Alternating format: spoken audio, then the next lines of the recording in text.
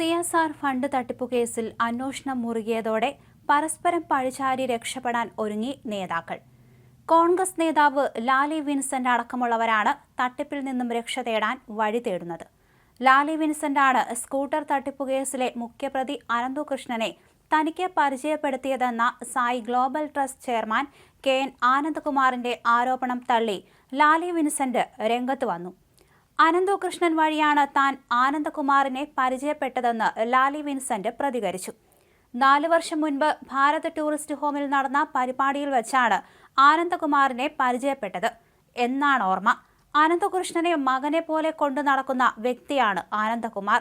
ആനന്ദകുമാറിന്റെ ഓഫീസിലേക്ക് താൻ പോയിട്ടില്ലെന്നും അയാൾ പറയുന്നത് കള്ളമാണെന്നും ലാലി കൂട്ടിച്ചേർത്തു.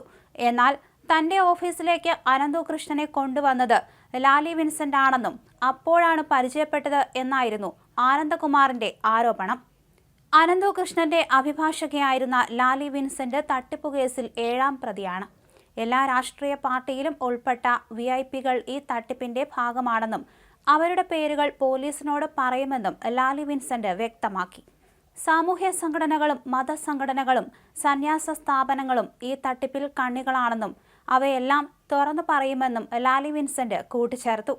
അതേസമയം സ്കൂട്ടർ തട്ടിപ്പുകേസിലെ മുഖ്യ സൂത്രധാരൻ ആനന്ദകുമാറാണെന്ന നിഗമനത്തിലാണ് പോലീസ്.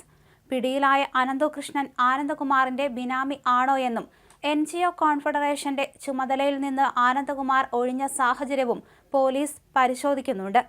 പകുതി വിലയ്ക്ക് സ്കൂട്ടർ, ലാപ്ടോപ്പ്, തയ്യൽ മെഷീൻ, സോളാർ പാനൽ തുടങ്ങിയവ നൽകാമെന്ന് പറഞ്ഞ് 1000 കോടി രൂപയുടെ തട്ടിപ്പാണ് അനന്തകൃഷ്ണൻ നടത്തിയത്. 7 പേരെ പ്രതികളാക്കിയാണ് പോലീസ് കേസെടുത്തിരിക്കുന്നത്. അതേസമയം പകുതി വിലയ്ക്ക് സ്കൂട്ടർ തട്ടിപ്പ് നടത്തിയ സംഭവത്തിൽ പ്രതിയായ അനന്തകൃഷ്ണന്റെ അക്കൗണ്ടിലുള്ളത് 4 കോടി രൂപ മാത്രമാണ്. എന്നാൽ 1000-ലേറെ കോടി രൂപയുടെ തട്ടിപ്പാണ് നടത്തിയിട്ടുള്ളതെന്നാണ് പ്രാഥമികമായ വിലയിരുത്തൽ. അപ്പോൾ ബാക്കി പണം എവിടെയെന്ന ചോദ്യം ശക്തമാണ്.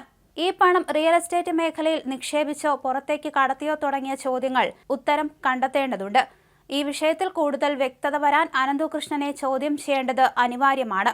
ഈ സാഹചര്യത്തിലാണ് 5 ദിവസത്തെ പോലീസ് കസ്റ്റഡിയിൽ കോടതി വിട്ടിരിക്കുന്നത്. എന്നാൽ പോലീസിന്റെ ചോദ്യങ്ങളോട് സഹകരിക്കാത്ത സമീപനമാണ് അനന്തകൃഷ്ണന്റെ ഭാഗത്തു നിന്നുള്ളതെന്ന് പറയുന്നു.